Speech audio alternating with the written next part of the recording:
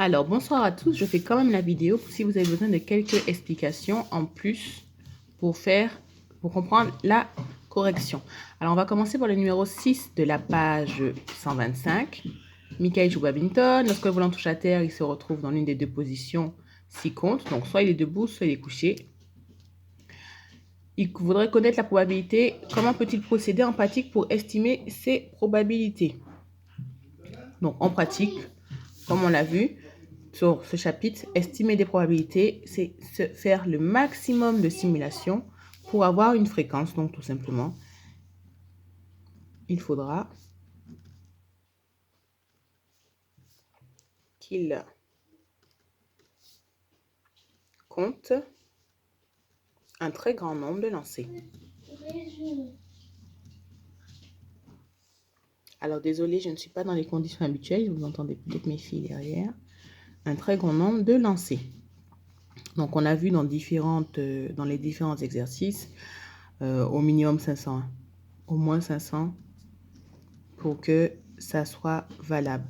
On a vu ça avec notamment le tirage de jetons, etc. On voit que c'est à partir de 500 tirages que ça commence à se stabiliser vers la probabilité. Voilà pour cet exercice, c'est tout. J'ai hâte de lire vos phrases. Alors, on va continuer avec le numéro 17. Bon, je voulais mettre le 16, je ne sais pas ce qui s'est passé, c'est pas grave.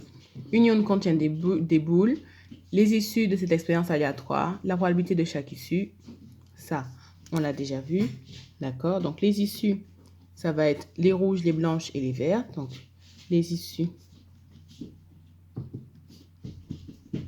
sont rouges, blanches et vertes. D'accord? Et pour la probabilité, on va compter le nombre de balles totales. Donc, 5 plus 7 plus 8, ça fait 12 et 20. Donc, ce sera tout ça sur 20. Donc, la probabilité de la blanche va être égale à 5 sur 20, qu'on peut bien sûr simplifier en divisant par 4 le numérateur, par 5 pardon, le numérateur et le dénominateur. 5 divisé par 5, 20 divisé par 5. Les boules vertes, on va en avoir 7 sur 20. On ne peut pas simplifier. Et enfin, la boule rouge. On a 8 boules rouges sur les 20 boules au total. On divise par 2. Ça nous fait du 4 sur 10. On peut encore diviser du coup. Ça nous fait du 2 sur 5. En divisant encore par 2, on aurait pu diviser directement par 4. Voilà pour ces deux premiers exercices. Bien, donc ici, j'ai déjà recopié les 4 calculs. Je vous laisse mettre pause et le faire parce que c'est juste une correction, donc ça va aller un petit peu plus vite. On va donc trouver en plaçant soit un fois, soit un plus, un moins, un divisé, le résultat qui est ici de 2. Donc déjà séparément, si on fait 8 moins 4, ça fait 4. Et 3 plus 6, ça fait 9. Donc avec un 4 et un 6, obtenir 2, c'est pas possible. Donc ici, ce ne sera pas une addition ou une soustraction. Ça va donc être soit un fois, soit un divisé. On va essayer avec un fois. Donc 8, on va d'abord faire ça. 4 fois 3, 12. 8 moins 12, ça nous fait du moins 4. Moins 4 plus 2, ça nous fait bien le 6. Donc c'est un fois. Et on obtient effectivement 8 moins 12 plus 6 est égal à 2. Le deuxième, on a du moins 15. 2 fois 3, ça fait 6. Priorité opératoire, on va forcément calculer celui-là. On n'a pas de parenthèse à placer dans cet exercice. 6 et le 10. Donc 15, 6 et 10, on va obtenir 11. Donc, on va avoir, ce sera un plus ou un moins. Ça va, pardon, c'est moins 11 en plus. Donc ici, ce sera 1 moins. Oh non. Puisque 15 moins 6, ça nous fait 15 moins 6, ça fait du moins 21. Plus le 10, c'est égal à moins 11.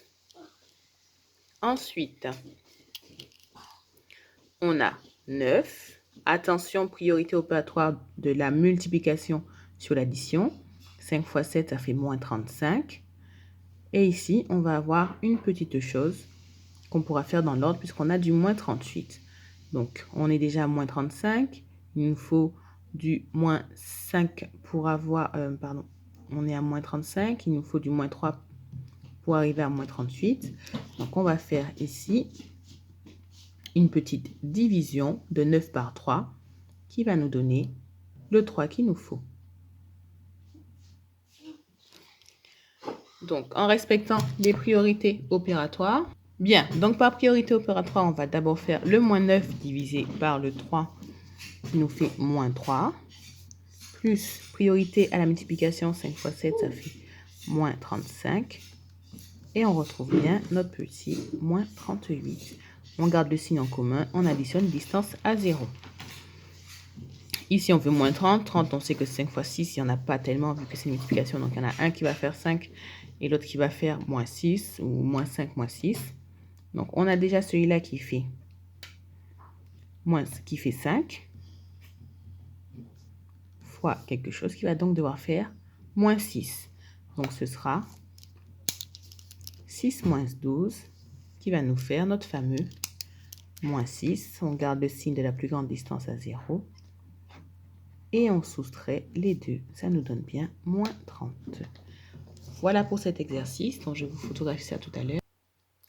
Ici, on est sur de l'addition de fractions. Il faut réduire au même dénominateur.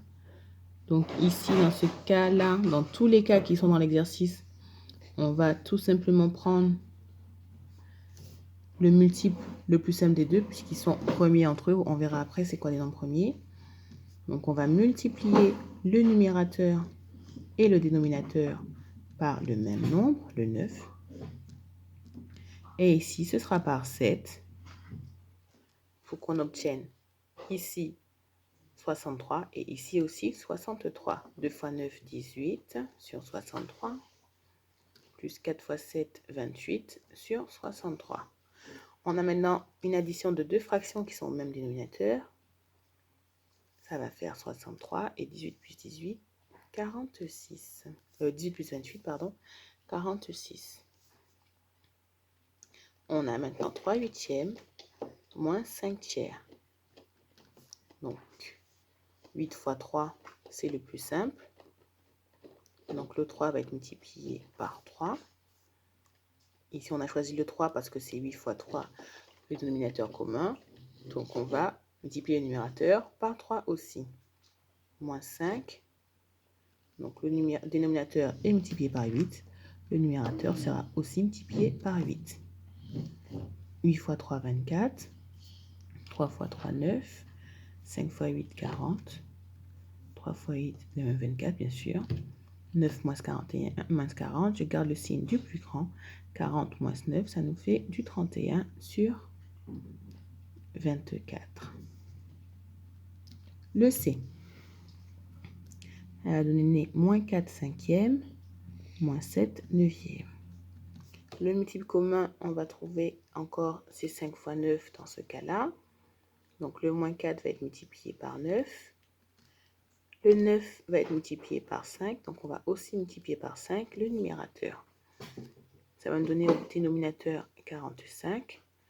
4 fois 9, ça fait 36. Avec le moins, bien sûr, ça fait moins 36. Toujours notre 45 commun au dénominateur et un 35 ici. Donc, on garde le dénominateur commun et on additionne les distances à 0. 1 plus 2 neuvièmes. Là, c'est plus simple. On sait que 1, c'est 9 neuvièmes, 4 quarts, 3 tiers, etc. Donc, on peut tout de suite remplacer notre 1 par 9 neuvièmes. Et ça nous donne du 11 neuvième.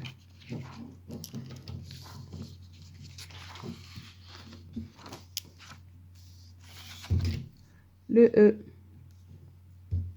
pareil, 1 moins 7 tiers. Le 1, c'est aussi égal à 3 tiers, puisque 3 divisé par 3 égale 1, moins 7 tiers. On garde le dénominateur en commun et on soustrait les distances à 0. Ça nous fait moins 4. Et le dernier, le petit f, ça nous fait 3 plus 3 quarts. C'est égal à, donc on a vu, ça nous fait 3 fois 1 plus 3 quarts. On sait tous que 3 c'est 3 fois 1. Donc ça revient à faire 3 fois 4 quarts. Alors bien sûr, il y a différentes façons de faire celui-là. On peut directement savoir que c'est 12 divisé par 4 qui fait 3 et l'écrire directement. Ou bien encore, je vais l'écrire en dessous pour ceux qui auraient fait éventuellement cette méthode-là. Se rappeler que 3, c'est 3 fois 1, mais c'est aussi 3 sur 1. Et que donc, pour mettre au même dénominateur, on va multiplier le numérateur et le dénominateur par 4 pour avoir notre même dénominateur ici et ici. Donc le fameux 15 quarts, bien sûr. Bonne fin de journée à tous!